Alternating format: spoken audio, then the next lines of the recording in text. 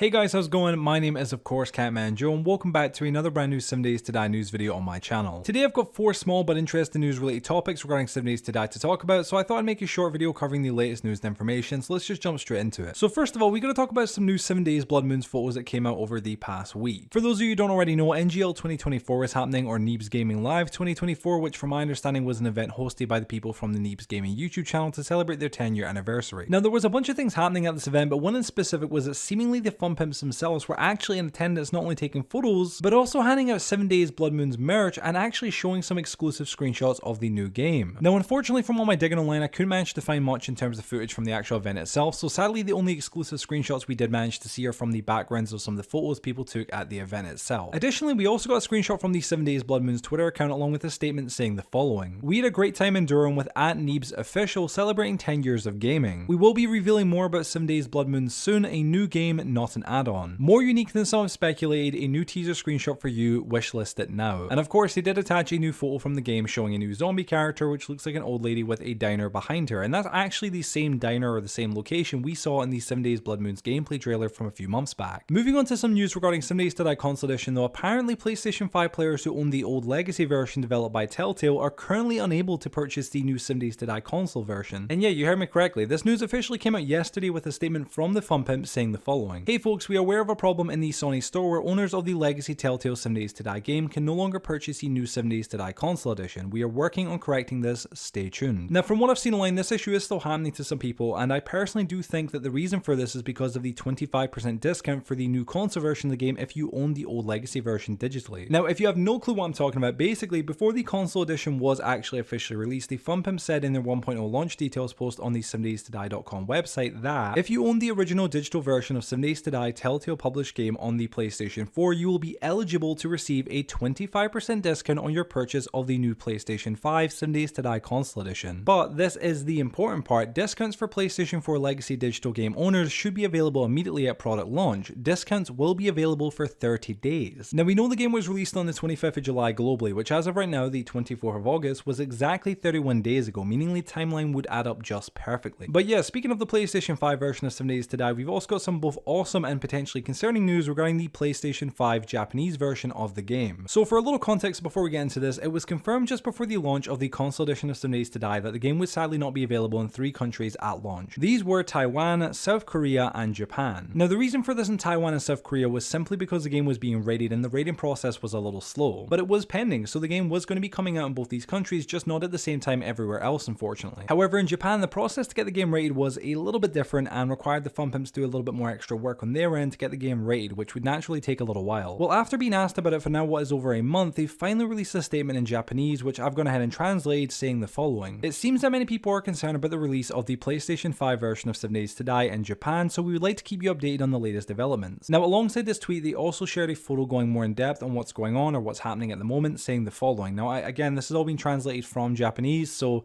bear with me. "Flow until release. The creation of the art for the Japanese PS5 is complete. This took a long time. The introduction of special art is currently being tested/adjusted. This is where we are now. Compile review materials after implementation is complete. Request for review, waiting for review results. If the review is passed, the process of launching the product will begin. If not, the process will start over. Unfortunately, without any corrections, it did not pass the review. Unfortunately, without a 0 rating, it cannot be released on the Japanese PlayStation Store. Xbox uses IARC rating, so it is fine without modifications. Please note that since we want to deliver the product in a state as close to the original as possible, it may not pass the first screening. And finally, please rest assured that the release in Japan will not be cancelled." So with that news, it sounds like due to how strict Japan is with violence in video games, it has caused the Fun Pimp staff to go back and maybe not only actually remove some of the gore from the normal version of the game, which of course is a shame as that's a huge part of the game, but also create entirely new art for the version of the game or for that version of the game, which is just insane. So yeah, huge props to the Fun Pimps for putting in the effort to bring this game to everyone, and here's hoping it'll pass reviewing and get the 0 rating or the 0 rating, whatever it's called,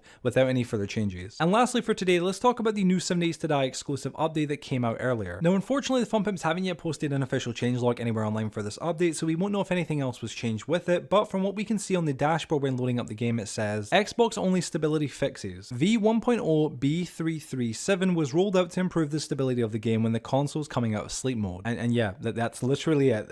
I tried looking on the 7 Days to Die forums for any posts regarding this, and there is currently nothing literally at all. So if there is any new news regarding this update that I managed to find after this video is posted, just look out on my community tab for anything and you guys will see it there. But yeah, ladies and gentlemen, that is the end of this video. Thank you all so much for watching. If you did go and enjoy it, please share it with your friends, drop it a like, and if you guys have any thoughts on the news that I've covered, drop a comment, let me know what they are. Also be sure to subscribe and turn the notification bell to stay notified when I release any other 7 Days to Die news content or 7 Days to Die content in general on the channel. And other than that, guys, thank you all so much for watching, and hopefully I'll see you in the next video.